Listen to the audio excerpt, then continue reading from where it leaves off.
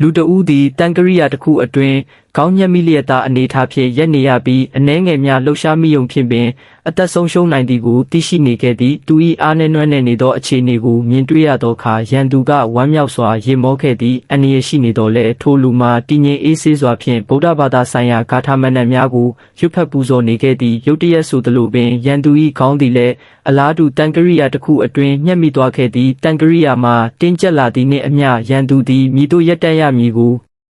မတိပဲထိတ်လန့်တုန်လှုပ်သွားခဲ့သည်ထိုလူသည်ရန်သူအားလူသက်လိုစိတ်ကိုဆွန့်လွတ်ရန်တိုက်တွန်းလျက်ဂါထာရွတ်ဆိုခြင်းကိုဆက်လက်လှုပ်ဆောင်ခဲ့တော်လဲရန်သူကမူနားမထောင်ခဲ့ပေနောက်ဆုံးတွင်အသက်ရှင်လွတ်မြောက်လိုသောဆန္ဒပြင်းပြမှုကြောင့်ရန်သူသည်အကြမ်းဖက်လုပ်ရက်များကိုရပ်တန့်ရန်သဘောတူလိုက်ရာတန်ကရိယာမှာလျှော့ကျလာပြီးသူ၏အသက်ကိုချမ်းသာပေးလိုက်တဲ့ကဲ့သို့ဖြစ်ပေါ်စေခဲ့သည်သို့သောထိုလူကသူ၏တောင်ဝေးကိုခါရမ်းလိုက်သည်နှင့်တပြိုင်နက်ရန်သူ၏ခေါင်းပေါ်ရှိတန်ကရိယာမှာကျိုးပဲ့သွားခဲ့ရာရန်သူသည်မယုံနိုင်